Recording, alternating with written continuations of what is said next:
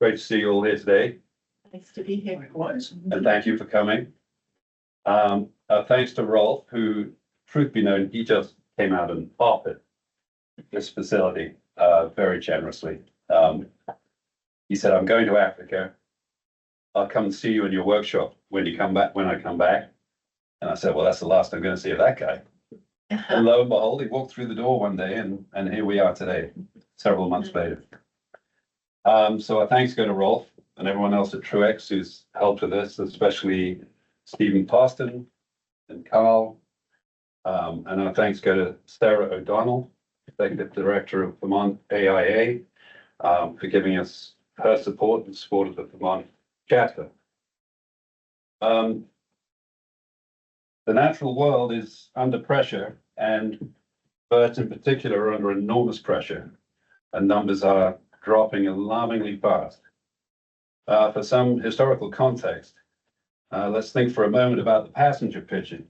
At their peak, there were billions of them, so many they would block out the sun for days when they flew overhead. It took just 50 years to wipe them out completely. The last one died in captivity in 1914. The last 50 years in the US have seen similar declines, with many hundreds of species now considered threatened or endangered. It would be a mistake to think we can't repeat what happened to the passenger pigeon, and if we're not careful, this cycle could be far worse and involve many species of birds. Loss of habitat and climate change both play a role, but the second biggest killer of birds today, at over 1 billion a year in the US alone, is collisions with glass. Birds simply can't see it. 1 billion is a number I have a lot of difficulty comprehending, but when you break it down, you can see how breathtaking it really is. Sometimes smaller numbers are more shocking than the bigger ones. It's 30 birds a second, 2.5 million a day, 78 million a month. The good news is that this is a problem we can solve with your help. Architects, developers, builders are a vital part of all our lives. Your visions, ideas, designs create the way we live and what our collective future will look like. We are here today to ask that we collaborate on a vision for that future that protects birds.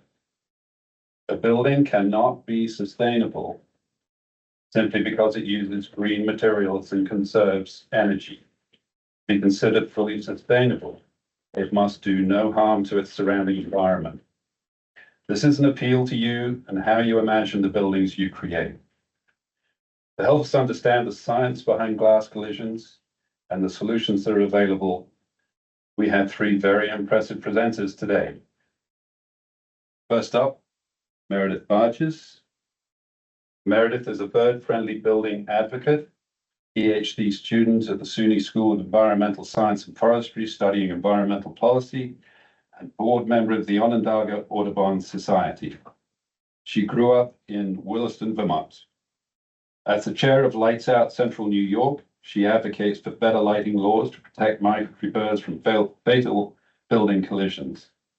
As the former policy researcher at the Yale Bird Friendly Building Initiative, she co-authored Building Safer Cities for Birds, How Cities Are Leading the Way on Bird-Friendly Building Policy, a first-of-its-kind report published by Yale Law School and American Bird Conservancy. In 2023, as co-chair of Lights Out Connecticut, she co-led a successful statewide campaign to adopt Public Act number 23-143, Connecticut's Lights Out Bill, which requires state agencies to turn off all unnecessary lights at state buildings in Connecticut after 11 p.m. for birds. It was estimated to save Connecticut $1.6 million per year. This year, she convinced her university to adopt a mandatory bird-friendly building policy and mitigate glass windscreens on campus to prevent bird building collisions. Through her research and advocacy, Meredith helps people to appreciate the complex lives of birds and how our decisions about buildings affect bird populations. Second up, we have Bruce Fowle. Bruce FAIA lead AP, co-founded FXFOWLE Architects in New York City in 1978. Currently called FX Collaborative, it is an architectural, urban planning, and interior design firm that has received international recognition for design excellence and its pioneering initiatives towards sustainable design. Bruce and his wife, Marcia, as past president of New York City Audubon, are now living at Wake Robin in Shelburne and have been involved with the birds and buildings issue since the late 1990s. Along with New York City Audubon, now New York City Bird Alliance, other architects and the American Bird Conservancy, they were instrumental in the effort that led to New York City's Local Law 15, mandating bird-friendly buildings. Our third presenter is Leah Hemling. Leah serves as the architectural design manager for Guardian Glass in the New England region, where she works closely with architects and designers to help bring their vision to life through thoughtful glass specification. Her expertise centers on guiding teams through glass and low-E coating selections that balance performance, energy efficiency, and design intent. A growing area of focus in the industry is bird-friendly design, and she is excited to share the latest innovations, research, and code updates that shape how we think about facades and glazing today. Leah will be demonstrating Guardian's bird-friendly products. There's a table out here where she has the products laid out, and she'll be available to answer questions. So it's over to you, Meredith. Thank you so much. I just want to take a moment to thank Ralph so much for hosting us, and also John, whose vision made this possible. As John said, I'm a native Vermonter, and as someone who grew up here, and I know how much Vermont is known for, our reputation building and environmentalism, and so it's a little shocking to me to see that Vermont hasn't quite caught up yet with some of its neighbors on the bird-friendly building issue, because Vermont has so many bird species, so many opportunities to make different design choices to support the Vermont bird populations, because a building is not green until it's. Think about how can you have a sustainable building that kills birds? It's sort of an essential component of green building design today, and so I'll be talking about that, why collisions happen. So let's get started. So these are our learning objectives today. We're going to be talking about the reasons why bird building collisions occur. Bruce will be talking about best practices in bird-friendly building design. Then I'll be covering the AIA and LEED guidelines relevant to bird-friendly design. And then over the course of this talk, you'll gain fluency in the different terms and the different norms related to bird-friendly building, its concepts and terminology. So as John mentioned, for billions of birds, the estimates aren't exact, but there's at least 1 billion birds who die every year in our country from hitting transparent or reflective building surfaces. And there are some estimates it could be as high as 2 to 5 billion, because a lot of times birds will hit a building and then they'll fly off, and there's a pretty high number who fly off and then later die. So, or who are significantly injured. So we really don't know what the count is, but it's at least 1 billion. Types of birds that are affected are pretty wide-ranging. The most common affected are birds like the warbler, hummingbird. Could I ask whoever's on to mute? Okay, perfect. Thank you. Smaller warblers, which are only about this large, migratory birds, as large as a Cooper's hawk, a northern flicker, but I even have a friend who lives in an all-glass building on Long Island. She had a turkey who flew into her house. So it happens to birds of literally all sizes, and it's just really unfortunate because these deaths are all preventable. one of the leaders in the field is Flap Canada, and every year they do a display of all the birds that they've collected over the course of that year. They make almost like a mandala, they lay them all out. And you can see at one time both the sheer number of collisions, this is in the city of Toronto. The number of collisions and then also the variety of different species that are affected. You can see most of them are songbirds, but you have a lot of American woodcocks, you've got vulture. So, and this is sort of something they do every year to bring attention to the problem. And it's very powerful visually. They do different designs each year. Now, the question is, why do birds collide with glass? The thing is glass is a obviously synthetic material, and it causes a lot of visual distortions and the optical illusions. And the first is glass gives the optical illusion that it doesn't exist, it's invisible. So that causes a problem called fly-through conditions, where a bird will see through to this courtyard inside, and they'll literally try to fly through to the trees that are inside the courtyard. So that's one way that glass is dangerous for birds because of its transparency. The other way is because of its reflectivity. It's reflecting the habitat around it. So you can see here that, you can see the trees actually in front of the building, and it's those two things, and actually likely mostly the reflectivity that causes birds to for a moment, it only takes a few moments for them to temporarily mistake an image coming off of glass or another another type of reflective or like plexiglass or some very shiny metals can cause collisions as well. But it only takes a moment, because if you think about a bird, they're moving very dynamically through the environment. They travel at 20 to 30 miles per hour. And so if they quickly mistake an image on the glass, that will be a deadly mistake. So it's just unfortunate that, because we're mostly where they nest in the summer, and where they winter over, there's not a lot of glass. They're mostly in the forest. So it's the optical illusions that cause problems. And then collisions are the number 2 human-related cause of mortality for birds. And I would argue that collisions are part of habitat destruction. If you think about it, the birds are normally in these environments. So when we put up a lot of glass in the habitats that they're used to living in, it's going to cause fatalities. So I think of these as linked. I think of all of these as linked. It's all a form of unfortunate habitat destruction for our birds. So I'll just give you a pro tip, which is the amount of glazing on a building is the largest predictor of its risk to birds. The more glass that's on a building will make it more dangerous for birds. So I'll just want to make a point that it's not because a bird has a defect, either visually or, some reason why it crashes.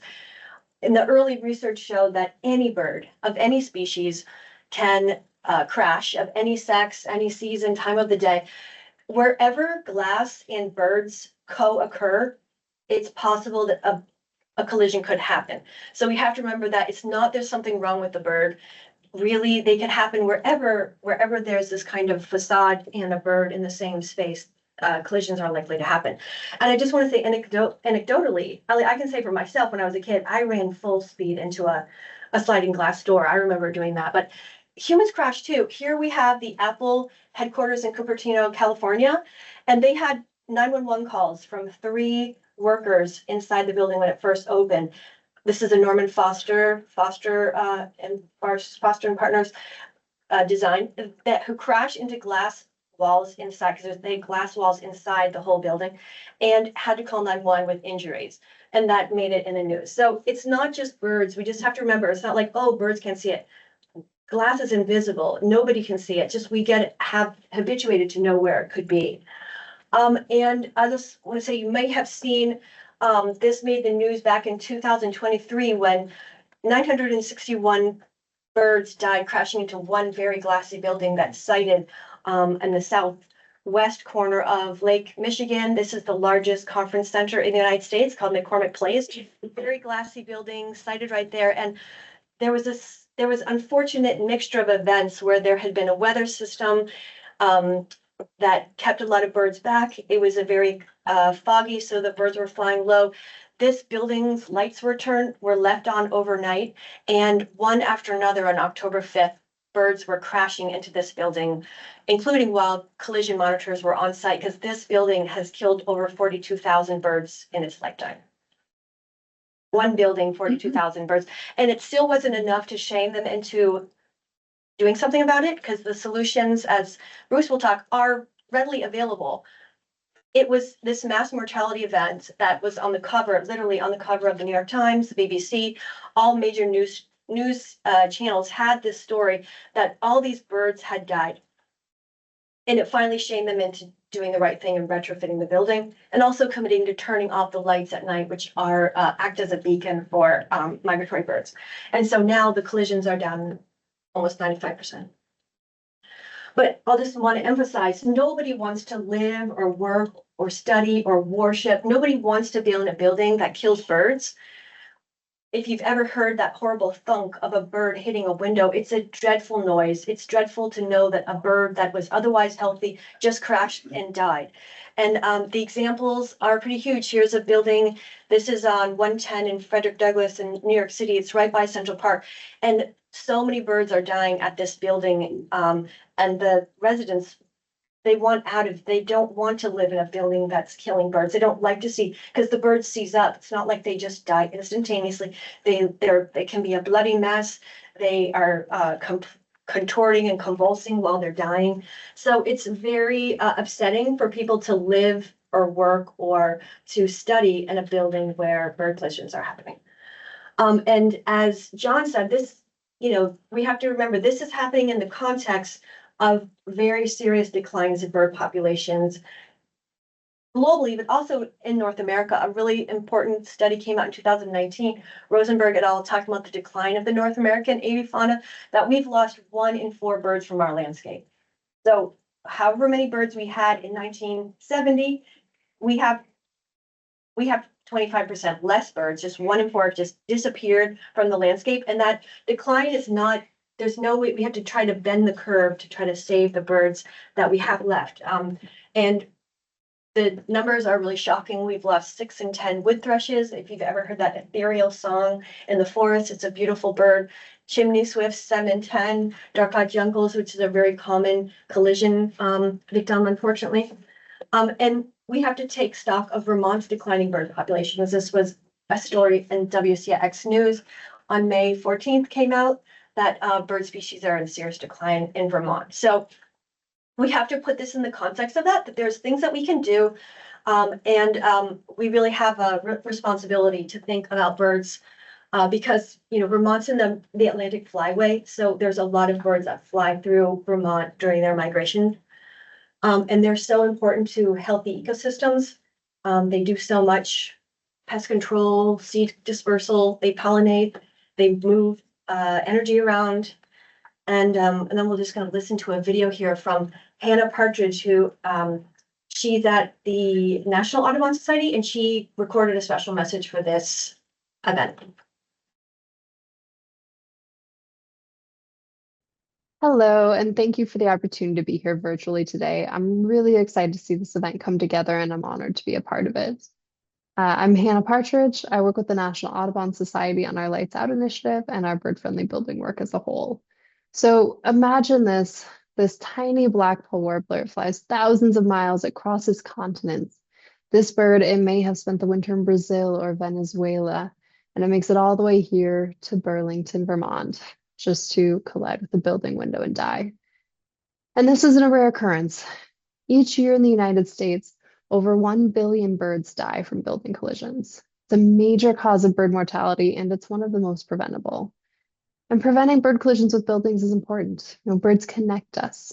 Each one of us has a bird story from some point in our life, and they connect us across continents and cultures as well. That blackpoll warbler, it might be admired next in Canada or Alaska or Colombia. Birds are part of our shared human experience. For many years, the National Audubon Society has been working to make buildings and cities safer for birds. We've worked alongside chapters and architects and developers and city leaders across the country, from New York City, where bird-friendly glass is now required by law, to Philadelphia, where bird-friendly building design examples are helping to raise awareness of the issue of collisions. Our goal with this work is to bring awareness, solutions, and momentum to a problem that impacts the birds, the people, and the buildings that we create. And the good news is that you have the power to help reduce bird collisions with buildings. As architects, designers, developers, you influence how our built environment functions for both people and wildlife. And with thoughtful design, like installing window decals or minimizing reflective surfaces or reducing nighttime lights, you can help reduce collisions. There are many strategies that are effective, and they don't require compromising on beauty or performance. In fact, they may even lead to more innovative and sustainable designs. So I invite you to explore our website and look at our bird-friendly building page and this blog post. On these, you'll find a lot of guidelines and case studies and tools to support your work. Whether you're designing a high-rise or a school or a home or just a small commercial space, your choices matter. And if there's anything that I can do to support your work, please don't hesitate to reach out. Thank you.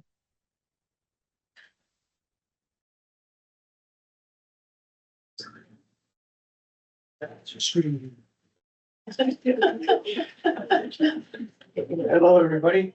No. It's great to see the Vermonters that are interested in this topic, which Marcia and I have been dealing with, as we said, for a long time. Yeah. And it's a very important issue, as you've heard so eloquently stated by John and Meredith. There are many ways to solve the problems of bird kill. And if you don't mind, first of all, I want to make sure everybody can hear me all right. Yes. And if I fade out, please raise your hand and speak up. So I'm gonna also sit down since I'm an awake Robiner and I don't want to press my luck. So, whoops, I went the wrong way. So, the simplest way is simply etching or patterning the glass. So there's a number of ways which that can be done. With frit patterns or with etching or just generally these are there's etching on the Oregon Zoo and there's etching on the Botanical Gardens and the rest. These others, such as the Statue of Liberty Museum, was done with a frit pattern every 2 inches vertically, just dots that were spaced about 2 inches apart. And I guess they were about 2.5 inches apart horizontally.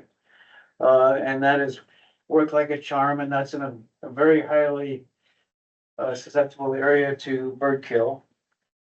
So there's no magic about it. It's a pretty simple idea. Visual noise is another way of doing it. Jeannie Gang, who was one of the original people involved with this whole topic and has done a lot of buildings, bird-safe buildings around the country, did the building on the right in Chicago, and that's it's the visual noise that we call it, that of all the contortions of the building that keep birds away, confuses them and makes them stay away. I don't think Frank Gehry on the left had anything in mind about birds, but the combination of the fragmentation of the facade, curvature, which facets to the glass and so forth, and additional frit patterning has worked very well. External, whoops, there's something wrong with my slide there, but external shading treatments such as shading, which is you can see in the New York Times building, which we did with Renzo Piano, was actually ceramic slats on the outside, tubes that were, I can't say that Renzo had that in mind, birding in mind when he developed that design, but it worked perfectly. And the beauty of it is you can have totally clear glass. So that the vision from the building is spectacular, and into the building is spectacular. There's no glass obstructions other than the tubes.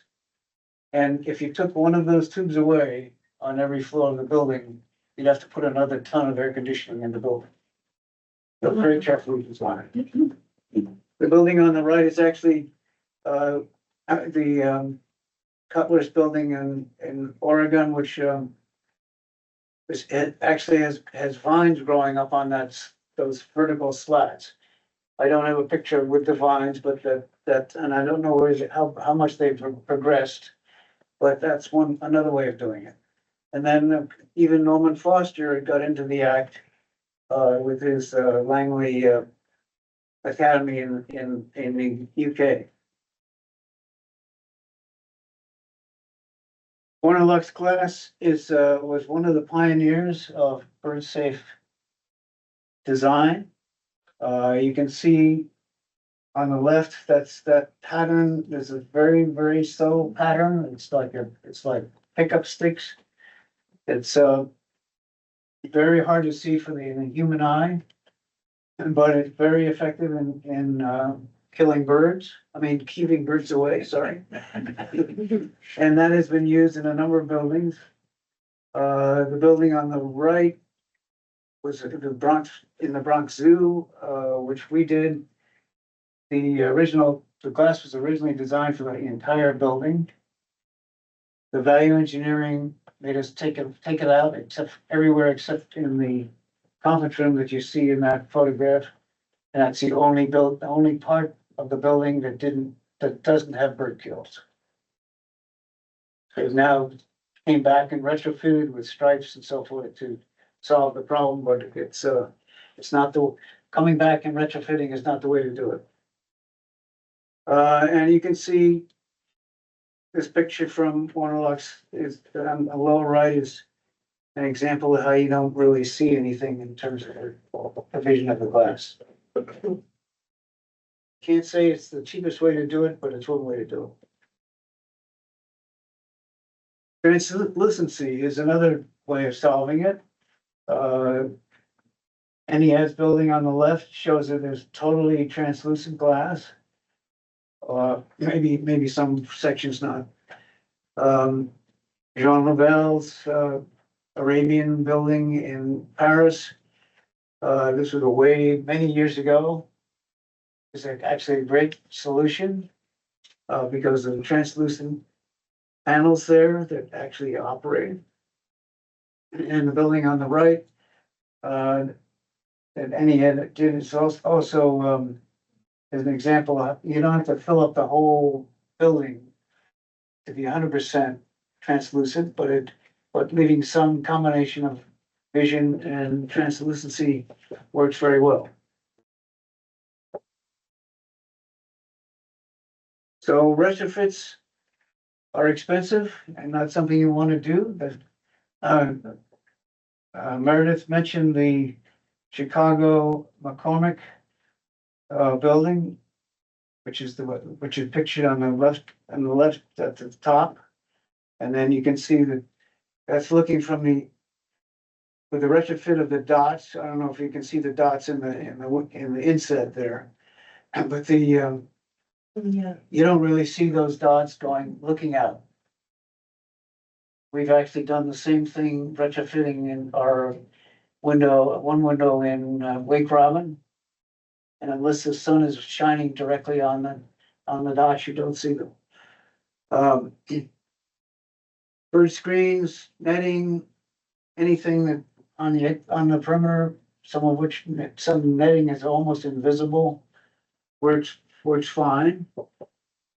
Decals do not work fine. This is the Renzo Piano building in San Francisco. Where they tried retrofitting with decals of hawks and so forth. It does nothing. The birds don't recognize hawks by decals. And then simply using tapes, putting on tapes vertically or horizontally, maintaining what we call the 2x2 or originally the 2x4 rule, no more than 2 inches high or 4 inches wide. It's now, they're now saying it really should be 2 by 2. So you should have something at least 2 inches vertically as well as horizontal.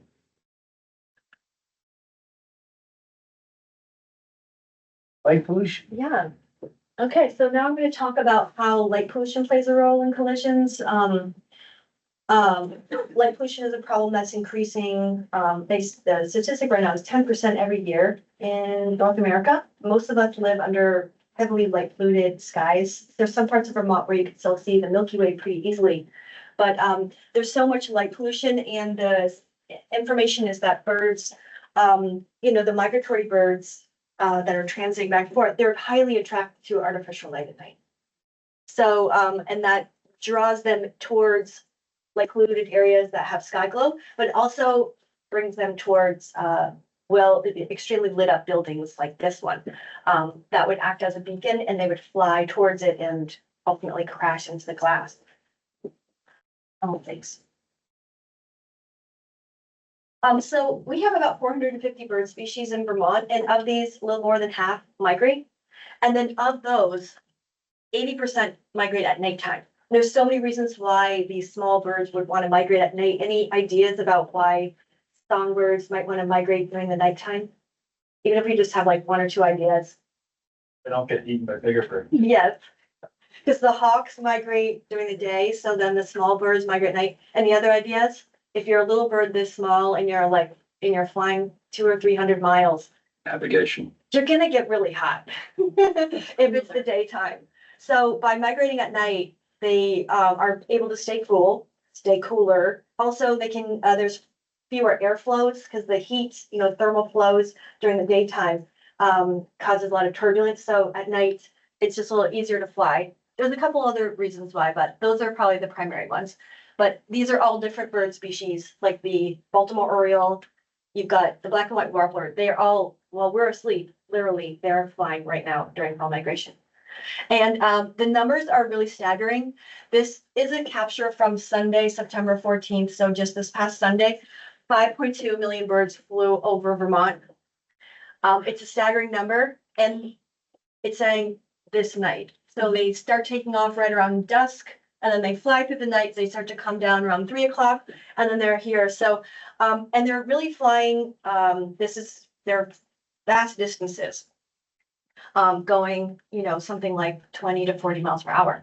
But all the literature supports that the artificial light at night, because while they're active during the night, because they're usually active during the day, but during migration, they're active at night. And all of the artificial light that's in the environment right now that's being put in, it's disrupting their migration patterns. It's affecting where they're flying. It's greatest within their migration patterns. If you think they're flying along major waterways, like the Hudson River or like the coastal zones or the Mississippi River along the Mississippi Flyway, and all those areas have so many cities in them. So they have a lot of human settlement. So they're flying right through these heavily human settled areas. And then the result is really tragic. But I'm going to give you a visual of the attraction. And I just want to give a nod to Marcia, who was the director of the New York City Bird Alliance. And while she was in that role, she helped to negotiate with the New York City, they do the tribute in lights for the victims of 9/11 every September 11th, which is right during fall migration. So the timing of it's really horrible with the migratory birds. But they have a relationship where if 1,000 birds get caught in those beams or a bird crashes, they'll turn off the beams briefly and let the birds out. We'll just take a moment to see.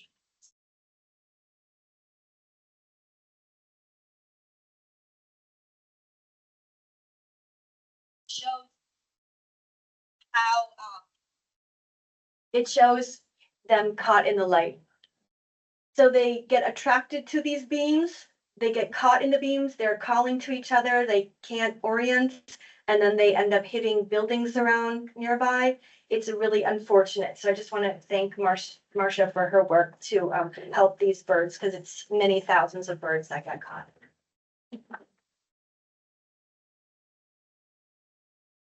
That's just a really strong visual to show the attraction of, of the birds to the artificial light at night. Now, interestingly, that same building that we just saw before that had killed 42,000 birds at least. There was a study done there in 2021 where they were turning off lights, interior lights, to see how that would affect the number of collisions. And this is lighting at the window bays. And they found that turning off 50% of the lights inside reduced the collisions by 60%. And that's at the window bays. And so that was a really important finding that showed that you can reduce collisions window by window, building by building, and that light pollution controls does play a role. And the good news for Vermont is that the state follows the International Energy Conservation Code, which has strict rules now about outdoor lighting and also using timers and controls. So those are real helps. Like you can't have your facade lighting or your landscape lighting past, I think it's 11 o'clock or 12 o'clock right now, according to the code. So that's really helping with the commercial, but really being mindful about installing lighting controls, automatic timers and dimmers and things so that by 11 o'clock when the birds are flying, the lights are turned off. And that really helps the migration and reduces the collision mortalities. So it's a really simple thing. And everyone knows light pollution also has a carbon cost because that's a lot of electricity that's wasted. It's harming the ecosystem, the insects that these birds eat. So there's so many reasons why you want to reduce light pollution, but this is a really important reminder that light pollution, it really is pollution. We don't really think of it that way, but it really does have so many different harms, and that this is a really simple and cost-saving way that you can help the birds and be bird friendly. This is considered a bird friendly building strategy, is to turn off unnecessary lights at night. So I'll just give you a pro tip, which is that you might see the term bird friendly, you might see the term bird safe, and they're used interchangeably or synonymously. So it could be bird safe glass or bird friendly glass. It means the same thing. It's just the industry has those two adjectives. And with that, I'm going to turn it back over to Bruce.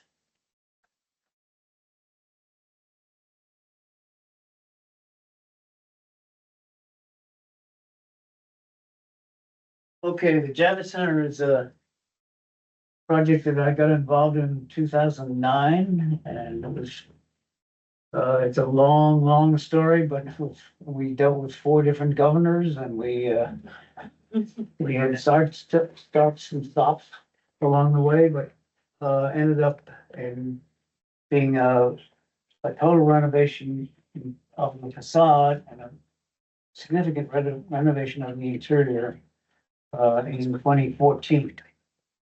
So I'll tell you all about it. So IMPay was the original architect. And Jim Freed was the partner in charge. Structural engineer was Weidlinger Associate, and the principal was Matisse Levy, who was a resident of Wake Robin. And I didn't think I should invite him here because it was so we were all filled up. So I feel badly about that. But the original concept, you can see from the beginning, particularly on the left, lower left, was all to be reflective. And the glass was originally intended to be the same glass as the Hancock Tower in Boston. And when that glass failed, this was in the process, so they made them changed it.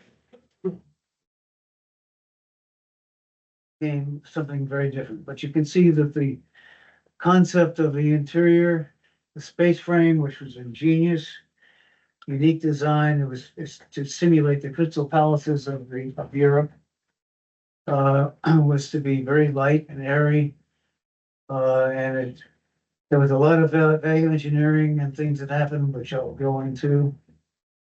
This was on the left is a photograph of when it was a professional photograph. I don't know how realistic it is, but you can see it was all about reflection. There was no interest in visual penetration through the building. And the photograph on the right was in 2009 when we started working on the project. You can see it's very dark. The glass sometimes is it would reflect the sky, sometimes it's very light. But it's always almost opaque. And it was designed monolithically, so that whether it was an opaque wall or a transparent wall, it's the same vision from the exterior. So there were many issues. The whole concept originally was that it was sited in this sort of Midtown West location because it was a way of creating rezoning and upgrading of that part of town. Unfortunately, the state and the city didn't meet their promise. So it stood here isolated for many, many years. The subway that was supposed to be built didn't happen until just before we did the renovation, completed the renovation. So you had to take a bus or a taxi, and it was a nightmare. And there were union problems, there were all kinds of problems. So it was a badly maligned place from the start. And you can see the south facade, you can see it's on the left, starting from that light pole over, that's opaque. The light pole to the right is actually transparent. But you wouldn't know it, and certainly the birds didn't know it. And the birds would see these trees and they would fly directly, the reflection of the trees fly directly into it. So it became the worst bird killer in the city. Inside it was very dark and dingy because the glass was dark. The value engineering you can see in the space frame got dramatically changed. It's much heavier than originally designed, so it was darker, more opaque.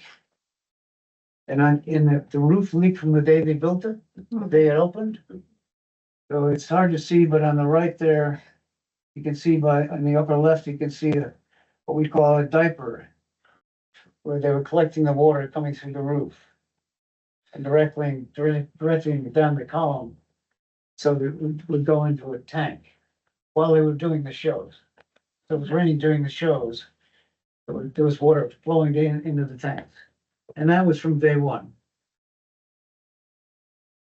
So this demonstrates the conditions that we encountered when we started working on it. And this was from 2007. You can see that the bird kill in Javits Center was the worse than the Metropolitan Museum, World Trade Center.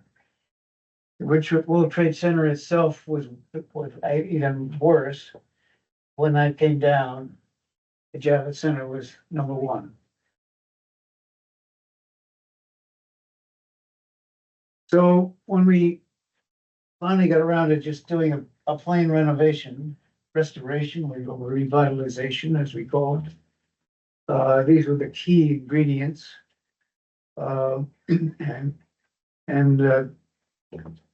We really started to transform it.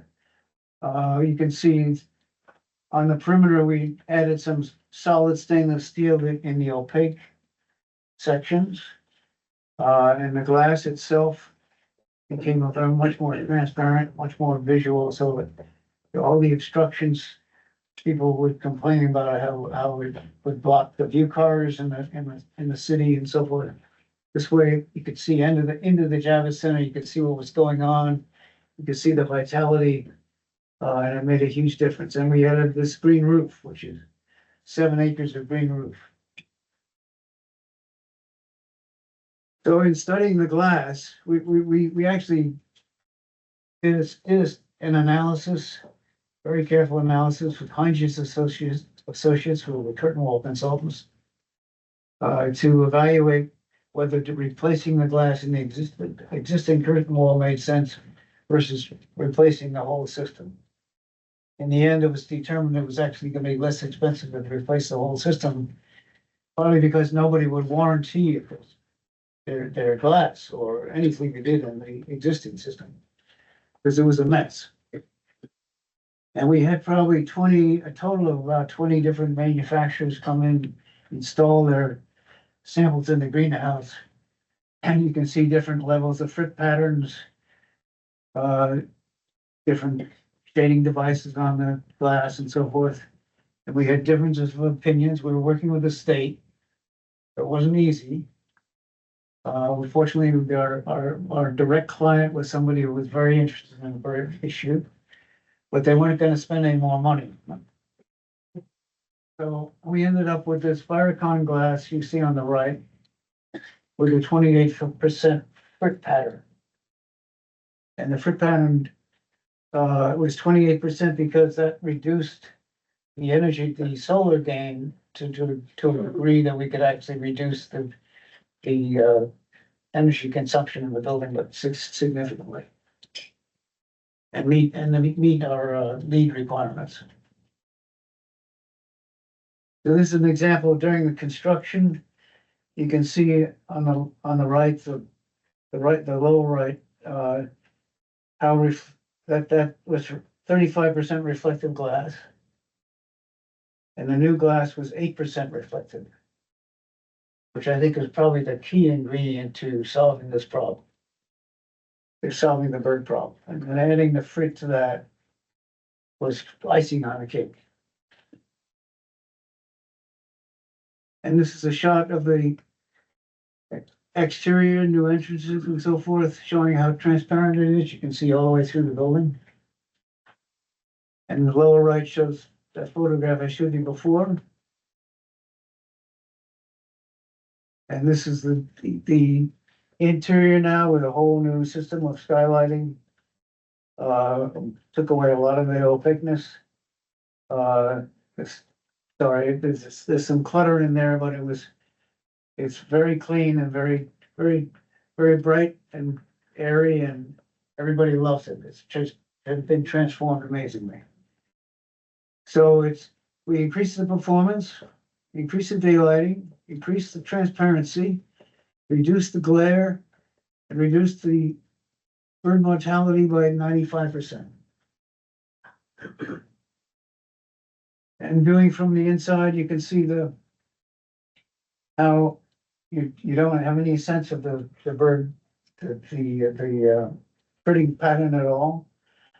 The lower right shows we develop a system for all of the retailing, which had taken over the retail and basically consumed the architecture previously, but so we made that a new order and new part and made it an integral part of the architecture.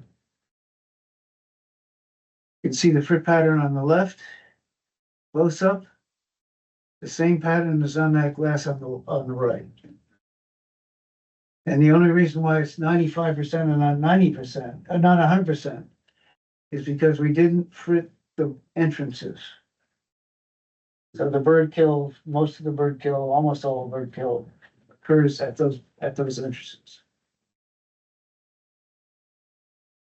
Looking at the south facade again, you can see the stainless steel, which is a textured pattern, actually different textured patterns to give it some character on the left, and then the vision glass on the right. And the green roof was not something that the state wanted, but we talked them into it because there were so many reasons to do it. Number one, it was since the roof was leaking from day one, which was one way of protecting the membrane. Reduce the stormwater runoff, which is now a city code requirement, it's not a state requirement. Reduce the heat island effect, which lowered the temperature and the whole ambient temperature in the neighborhood. Reduce energy consumption. Improve the aesthetics, so that this is like a fifth facade, because all the rezoning of the area is all high-rise. That's what Hudson Yards is now soon booming above it. You don't see that in that photograph, but that's now all blocked. That sky is all blocked with Hudson Yards high-rises. And it created a habitat for wildlife, much more than we ever anticipated. And originally we had 25 bird species. But now that the building has been expanded, something that we conceived of, but we did not execute. We have 73 bird, and there's now an orchard and there's a garden and all kinds of things. There's 73 bird species. And they collect honey, you do honey. Javits honey, Javits food for the restaurants. It's quite amazing. It's been accomplished. So. All right. It's kind of amazing that we have Bruce here in Vermont, that he can share this, and that's part of the bird-friendly, that's the part of bird-friendly building history. You know, when people talk about bird-friendly building in any state, they'll give the example of the Javits Center, because it's, until McCormick Place, that other bird-killing bird, it's probably the most famous retrofit because of all the successes that came out of it, you know, creating habitat, improving energy efficiency, the cost, the energy savings. So it's really amazing to hear from you on that. Great project. Yeah. Yeah.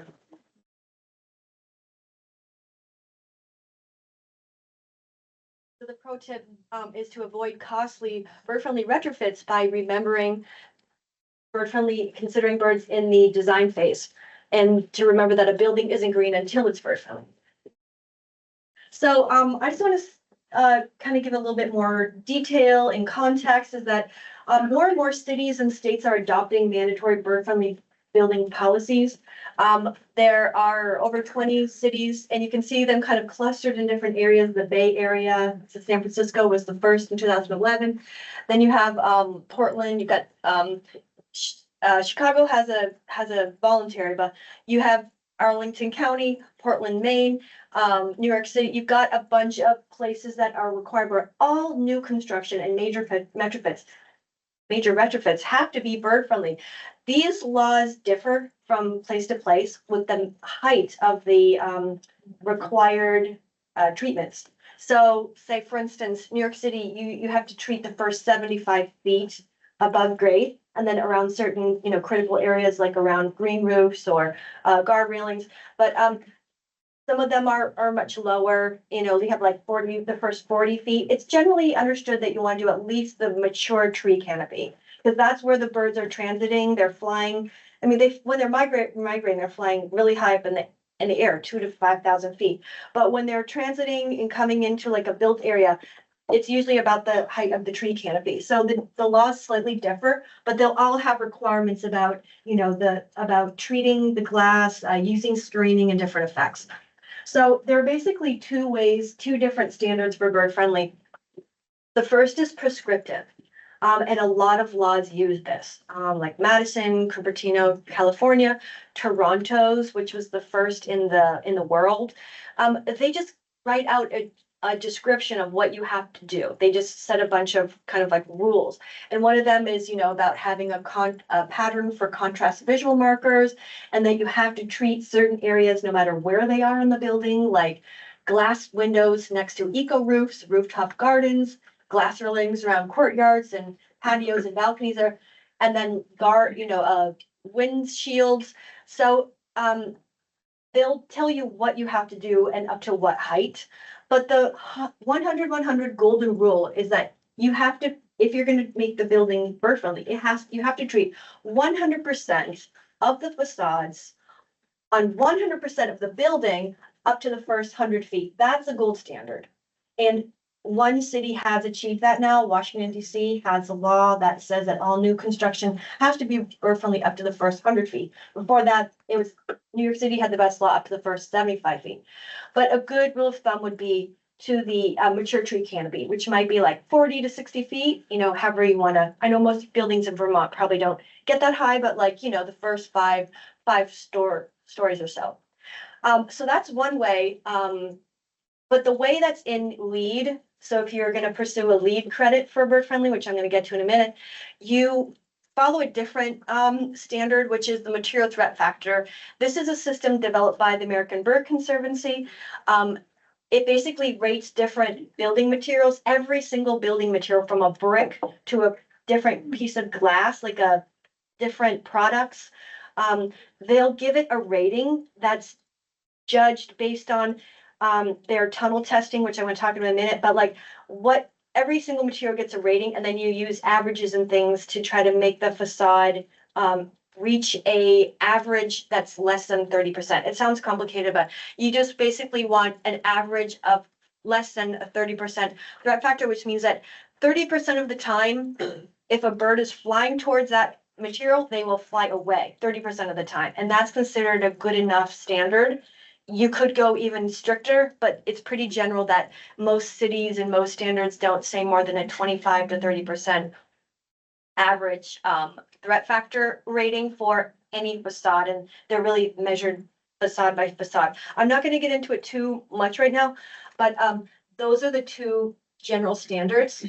And this is a little bit of a description of how they do the tunnel testing. They have the material on one side, and then they have a bird. They actually release a bird with a mist net in front of it, and then they see how often does the bird try to avoid hitting that, and then that's what they use to calculate the material threat factor. And it costs some money for different products to be rated. So they send their material to American Bird Conservancy. They do a tunnel test on it. They give it a rating, and then as a designer, then when you're calculating how to make something bird friendly to meet LEED or some of these other laws, like New York City's law does use this material threat factor standard, then you use their rating system to know what to use.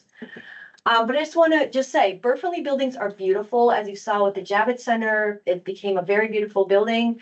And they're also award winning, like this the Brooklyn Botanic Garden Visitor Center, which uses a vertical ceramic fret design at the 4-inch. And it has won so many different awards. Weiss Manfredi, but it's a beautiful building. And when you're inside of it, it's aesthetically pleasing. You don't even notice why are those lines on the wall. They kind of fade into the design, the larger design of the building. So I just want to invite you to consider bird friendly as a potential enhancement. We've talked a lot about dots and stripes, but there's so many ways to make a building bird friendly that incorporates art and personality and identity that's unique to the place. So there's just no limit to what you can do with the bird friendly, once you're working with those standards. But the AIA's own framework for design excellence, it has a couple different indicators. One is to design the to support the ecological health of a place over time. So you really want to enhance or support the ecological health of the place where you're designing for. And also to build resilience and support adaptation to climate change. And there's real research that shows that biodiversity is one way that we're going to get through the climate crisis.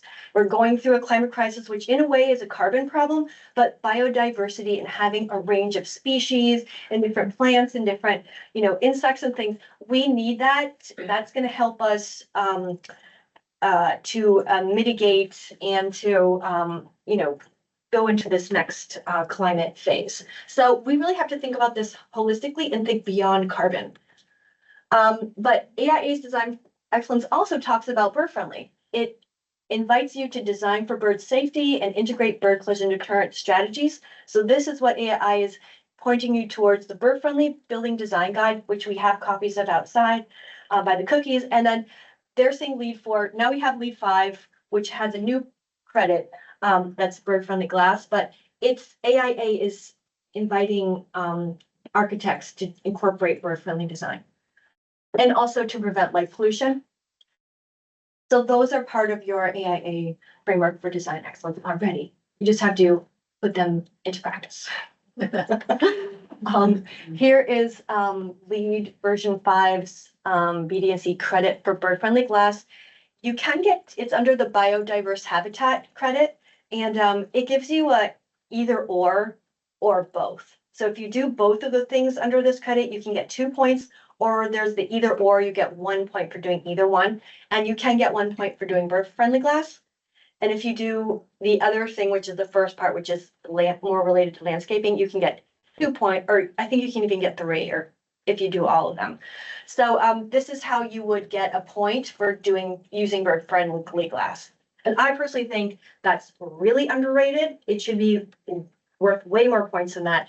And there's some problems with LEED version 5, but at least they have a bird-friendly glass option. Then the other one that you can do is light pollution reduction, which is also worth a point. And so if you do those two things, you're going to make your building bird-friendly.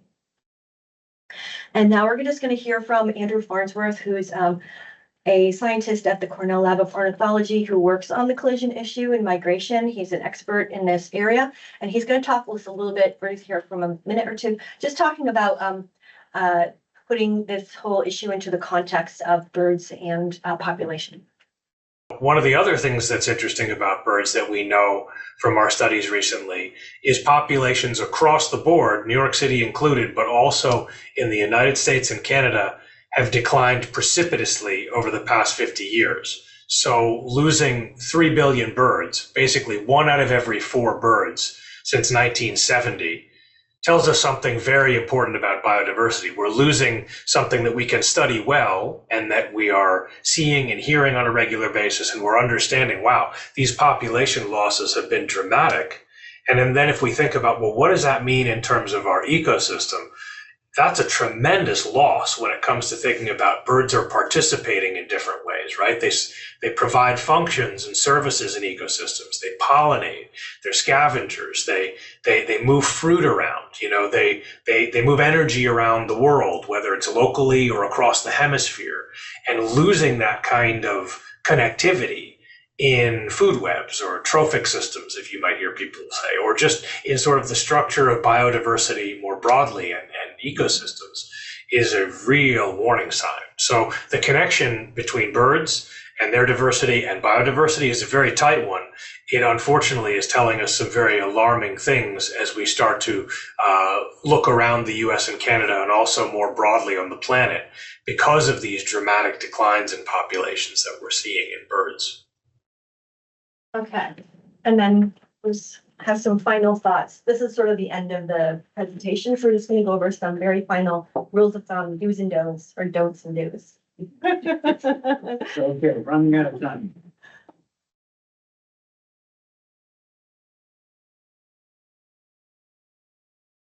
So this is not something we do every day, but it's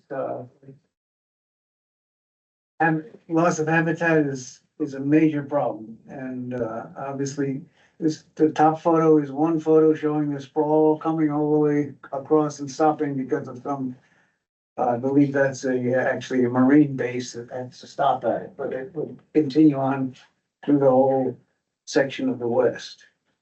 And deforestation and strip mining and other means of destroying the earth are affecting the birds. So we don't want to use reflective glass. The building on the top got sued very severely by the federal government in Canada and had to rectify it quite heavily. Metropolitan Museum in New York has been a major problem from day one. And just any buildings with all glass, untreated, all reflective glass is a problem. Whether it's a single window or the whole building. I mean, you don't want to do atriums with untreated glass. And you don't want to have any corners like you see on the upper right. Particularly, that's the extreme example, but you can imagine how many birds try to fly through that corner, thinking that there's sky over there.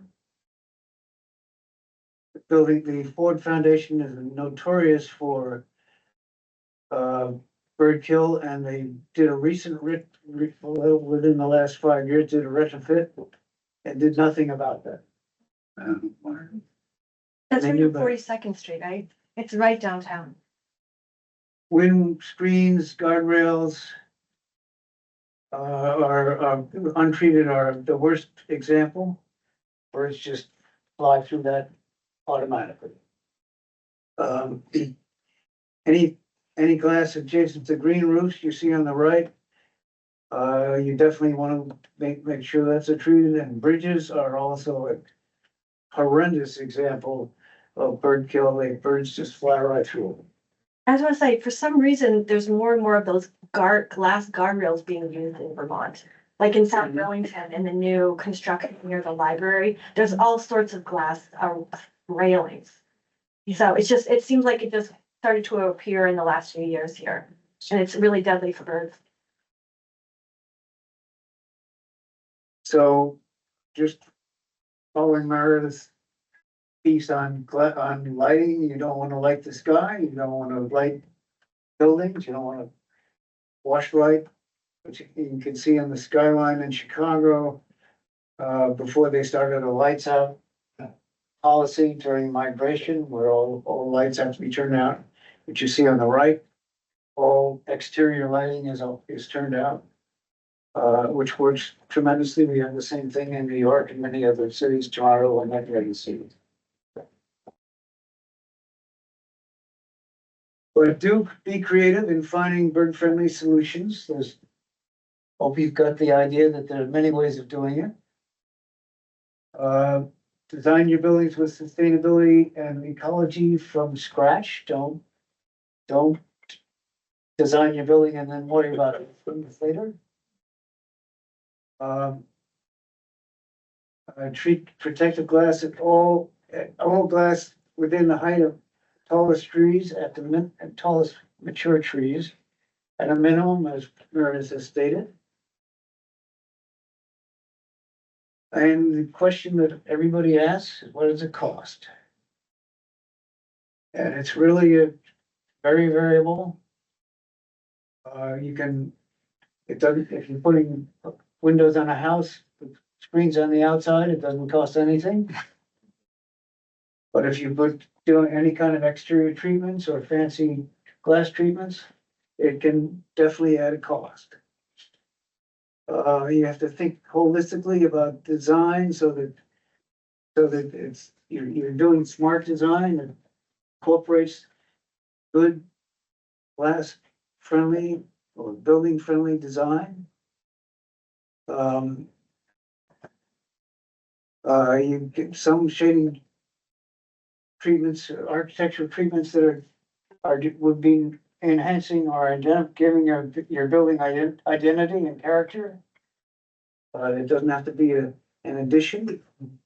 And some glass treatments are not very expensive at all. Like the frit pattern is least expensive. And some glass manufacturers just roll that out as part of their system. The same shop. And it can be less than 1% cost of the total building. And you have to think about the costs in terms of the total building. So I think that's. Yeah, this is a quote from Chris Shepard. This is the last slide. Is instead of trying to hide the bird friendly part, use it, make a statement with it. It doesn't have to be just dots and stripes. They're really like as much imagination as you want to use for that screenings and different, frit and etching. You can do so much with the design. We didn't show that many examples of bird friendly buildings. There are more in that book, but you can see how beautiful and diverse they are. So don't just think of it as dots and stripes. And I think that will turn it over to Leah. All right. Thank you so much. I know we don't have a ton of time, but I at least wanted to say hello, introduce myself to everybody. Thank you so much, Rolf, John, Bruce, Meredith, for the opportunity to be here. I am your local architectural rep with Guardian Glass. One more do and don't. I would say, please don't eliminate or reduce the amount of glass that you have on your facade. As your glass rep, I implore you. But let's have a thoughtful conversation on some solutions that you can incorporate into your design.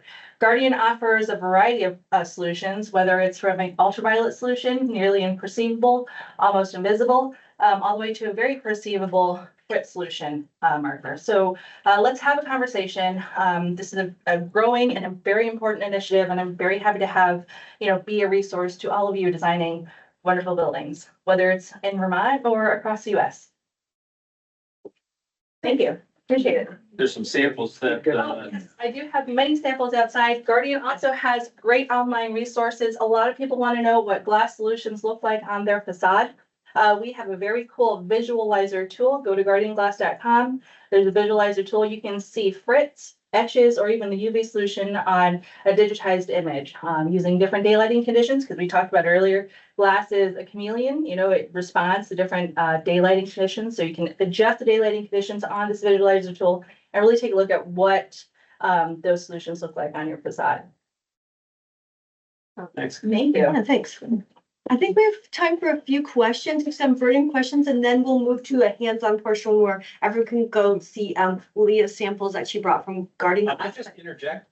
Yeah. It's okay if people can bear with me for a second. Yeah, of course. Is Ralph gonna bring those in? I think he's gonna. Oh, cool. The rock. So people might leave, so maybe Bruce, you'd like to pick a ticket out of here. Want me to pick that? Well, you can't look at your own number because you might. That's not fair. I can't remember what pocket I took. Oh, good. So just pluck one out of there. Good. Wait a minute, I can't. Get my hand out. I'm one out of the jar. Now, please foul friendly glass. So what's that number? The number is 726-168. So there, just to let you know, there are a lot of people watching online. So there may be somebody out there who, dirty dogs. Did you get that one? All right then. You did. Only one.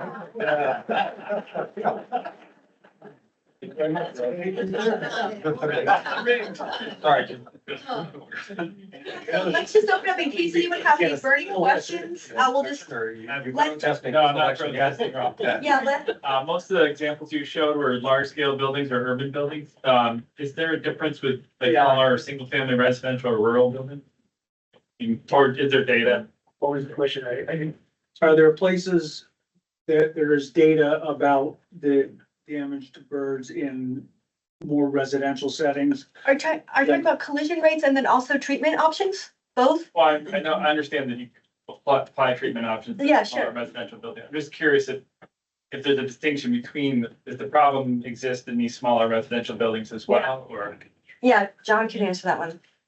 Actually, overall, collisions with residential buildings are a very large percentage of the problem. And it's a really tricky one to tackle because it's so fragmented. But yeah, It's something like 30%, and then the other ones are low-rise buildings. It's only about 1% that are the high-rise buildings, I call it, but they get the most attention because of the large mass mortality events. But for anyone here who's ever experienced a bird collision, at your home, it's just more like a death by 1,000 cuts with the smaller homes. You have one here, one there. The average is like every building has one collision per year, sort of like a statistic that's sort of like a shorthand. But for sure, residential homes are a big part of the problem as well. But that's what I just want to say. It might have gotten lost in discussion, but an exterior insect screen will prevent that. So just swapping out where the insect screen is, putting it on the exterior is a very simple solution for residential. But then he has that double hung window, so we won't get into it, but there are limitations. Yeah. I have a question. I'm curious on the light pollution, whether it's a twofold problem or whether is light pollution, does it more interrupt the migration? Or does it attract the birds? That it seemed like you were indicating that there was a lot of collision deaths at night from light pollution as well. Both. Yeah. I would even consider the collisions that happen as a result of light polluted or brightly lit buildings as a kind of migration disruption. You're drawing them towards a building that they otherwise wouldn't be near. And so, but those highly lit buildings literally act like a beacon and they crash into them at different times of the day. And So in of the night those, and day. is upper elevations more of a problem than lower elevation? All of it is, because you saw the Javits Yeah. Center is actually not that tall of a building, but it caused that 961 birds that all crashed in actually in total 1,300 birds crashed in that one morning of October 5th. But so it could be anywhere along that building. It's if you really have to think about it as it's a beacon and they're flying towards it. So if it's illuminated on the inside, but if there's light around, that will also cause them. It's really like multifarious, situation with the light pollution. Daytime collisions tend to be at tree height or below, because that's their natural That's what I daytime was- habitat. So Meaning, at night, Yeah, that problem goes way higher. yeah, it's kind of a mixture. in the Empire State Building, for example, is a great attraction. And the birds will circle around it and exhaust themselves, or they'll crash into something, or I'm sure exertion. Yeah, and I'll just say, like, there's not a lot of data here because there was briefly a bird collision project at UVM, and they were collecting data about the birds that were crashing there. It's particularly like there's some bridges where connecting buildings and birds, that's a notorious bird killing kind of architectural feature. So they were crashing into those, and there was some money that was donated to mitigate those areas. But other than that, it's more like anecdotal. Like, you know, I was over by the Winooski Mill and I found 2 dead palm warblers at the bottom of because it's very reflective glass on the Winooski Mill and it's right there by the river. So it ended up being deadly. It's just that there's no bird collision monitoring happening here. So we just don't know the extent. We just don't know more about the problem here, but we know for sure it happens here. Like, that's for sure. We just don't know the data. Thanks for a great presentation. I had one observation and one question that I hope you could clarify. The observation is, probably many people here in the room know that the Fletcher Free Library in Burlington has a glass facade facing east, and it had a row of crabapple trees along that facade for years. And birds were crashing into the facade to such a great degree that the librarians were also upset that they had all the trees cut down because they thought that birds were getting drunk on the ripening apples and crashing into the glass. I haven't heard whether the removal of the trees solved the problem, but now it's all glass, not too reflective, mostly transparent, but I don't know if you've ever heard about things like birds getting inebriated by eating fruit. It's maybe, and so does that have an impact on maybe a landscape design that we do around our buildings related to the glass? And the other clarification, and I'm sure it's me that I didn't understand it, but you had one slide that said from 1970, there's been a 2.9, I believe, billion bird loss. But then you're also saying we're losing 1 billion birds a year. Did I misunderstand? No, you got to take into account the fecundity of the birds. So we're losing 1 billion a year, but they're also breeding. Okay. Gotcha. Okay. Gotcha. But the overall Overall loss loss. is, yeah, there you have it. Thank you. Yeah, there are cedar waxwings. They're kind of the most notorious for eating fermented berries and then crashing. That's kind of known for cedar waxwings. They're very jovial, you know, like birds. They're very social birds. I've got more than one grouse for that's. That would be grapes. That would be one. I mean, we didn't really talk that much about landscaping, but landscaping also plays a role. Is that if we're putting all this landscaping by highly reflective glass, we're creating like basically a death trap for birds. So, yeah, exactly. So we're drawing them in with maybe really lush native vegetation, and then that's making the likelihood of a collision. So there's a huge debate in the bird collision community. Is a lot of people are saying, don't even plant the native plants unless you mitigate the glass. That's how strongly they feel about it. It's like, don't even put the kind of plants that would attract a bird near a building, because then you're just going to cause bird mortality. So you really have to do those things hand in hand. Is think about the landscaping along with the glass, the glazing choices. And I don't know what that result would be, but it seems like they didn't totally understand the picture of it. But it could be possible that, you know, because fruit trees are big attractants to birds. So This was like 20 years ago, and I think that's probably the infancy of people really understanding yeah. the impact of bird collisions. So Mhm. it could have Yeah. just been like they're getting drunk and they're hitting the glass, so let's cut the trees down. Yeah, that's right. That the timeline of that does line up. engineering building, Uh-huh. there's a big cedar waxwing party for a week. Even with those gun slot windows. Yeah, they didn't hit the building that much, but they were having great. Duncan birds. Yeah. Yeah, sure. Is it clear, does the insect screening actually reduce the number of bird contacts, or is it just make those contacts less detrimental to the birds? Both. Okay, so it's sort of an. Yeah, because it creates that visual noise that, you know, on a smaller scale that Bruce talked about. It creates visual noise, it breaks up the reflection, and then if they do hit, it'll be less. But they probably won't. painful. Let's just hope, but I'll just say, you might have seen over and over again that figure that it reduced collisions by 95%. It reduced collisions by 95 at McCormick Place in Javits. But there really are, even when you have perfectly fritted glass, you're never gonna get 100%. You're still gonna get the occasional bird that mistakes and crashes into glass. So They're probably drunk. just the drunk one.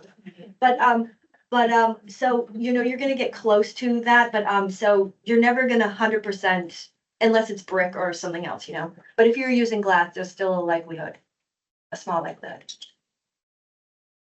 Can you talk a little bit about the fritting on your Javits project? I'm just trying to figure out, is it on the inside, on the outside? Which It's on is the one? number 2 surface. So in the middle? Yeah, you got two layers and then it's the outer layer, so it's inside of the outer layer. Viracron, wouldn't put it on the outside. There are most European manufacturers will put it on the outside. The Americans won't because they can't guarantee it. In terms of, Durability. Because they don't think it lasts, but. So surface one is the best place to put it. Maybe. because it reflects the most maybe light, right? respond to Yeah. that. It Right. interrupts the annealing. Oh, okay. So it's on surface one, sorry, this is your territory. Oh, yeah, no, so, most manufacturers won't do it because of the durability of the frit is, they're unsure that it'll last over time, on the exterior. Baricon is, one of my direct competitors, but they're great because they also fabricate the glass. So they can apply the frit and then apply their coating onto the glass, or Guardian just applies the coating only on the glass. It's like a but- ceramic material, isn't it, It- that's baked onto the glass? It's baked on the glass, but there are questions about its durability over But time. etching would be durable. Etching is durable because you're physically removing part of the glass. Yeah. But that's why it's so important if it's on the number 2 surface, that it not be reflective glass. Right. The Javits Center was 8% reflective versus the original 35. So the combination of being almost non-reflective glass and the frit behind it worked. If it was too reflective, it would have obscured the frit, that's just. Yeah. It's Well, inside. if it's a reflective glass and the frit is on the second surface, the birds aren't gonna see it. That's right. Well, I just want to leave enough time for people who want to look at the guardian glass, and we'll be around if you want to ask more questions. There are handouts. Yeah, one more question. Oh, yeah? Yeah, sure. Window representatives. Is there any chance this is gonna become a standard option for glazing anytime soon? As in you can just choose it for your window and it's same cost as a regular window? Like low E. Yeah, like low Yeah, E. I've been saying that for about 20 years. Yeah. There's always a chance. Oh, yeah, okay, I know. There's always a chance. Yeah. Because we have clients that have been interested in this, but it always gets speed out And for residential. from a residential perspective with it. You know how things are. Yeah, this is where the rubber meets the road, right? It's pure business decision. Yeah. The demand doesn't meet the ability to do it, so. The reason it tends to be a good bit more expensive residentially is that you have to buy it from a third party. The scale. Bring it in, interrupt your manufacturing system, but Yeah. can it So happen it's hard, someday? so we're saying, yeah, so we're saying like the houses are like one of the biggest culprits here, but like. I mean, what, It's Yeah. completely not financially stable, like possible, especially in Vermont these days, cost of building, but when I first started yeah, selling windows, people didn't want to spend the money for low E. yeah. Now it's hard not to get. But I think Marcia can probably speak to the effect of local law 15 on the glass manufacturers. Once it becomes a universal thing, there's a much greater incentive for these products to be produced. Absolutely. We're seeing the growth of the codes impacting the demand. So you have greater demand, so you have more products downstream Vermont because of that. just recessed to RVs and CVs 2020 today. So I don't know if that makes a difference as far as commercial buildings go. I mean, they're basically based on the IECC, Okay. well, at least the CPs is. Might want to check it out. 2020. Some of this is also just, it's easy to say this, I know Bob and Michael, that's sure too, because especially when you get into affordable housing, but when it comes to single family residential construction, it's sometimes, and this sounds stupidly courageous, maybe, but it's just like, okay, we're gonna insulate your building. We're gonna put a toilet in your building. We're gonna do this in your building. You're just going to advocate, not even advocate, this is just what we're gonna do in terms of bird safety. And it's amazing how often that works. Right. There's a financial factor, but sometimes that level of insistence is what's required. Yeah, that's. Easy to say, not always doable, but at least start there. Well, that's what they keep saying in city after city that has adopted a mandatory bird friendly building policy, is that it's just one more item. It's a zoning code change usually. It's just one more thing that they have to consider, the same way. How many toilets does it have? Does it have, proper lighting in the interior? Does it have bird friendly? It's just another box to check. So that's kind of the norm of what's become in places like Portland and, places that have a mandatory. It's just one more thing to consider when you think about, how to create a sustainable We- building. We expected much more resistance in New York City when this local law was passed or in the process of being passed. But it was really amazing. The developers didn't really fight it. And people in houses in Queens and so forth haven't really made an issue of it. So it works. Once it's part of the law. Yeah. It's 5 years on now. Well, I echo what Bob said, thank you so much for coming and providing so much useful information and a little bit of a backbone. We really appreciate the effort you put into this presentation. Thank you. Thank you. Here, here. Thank you.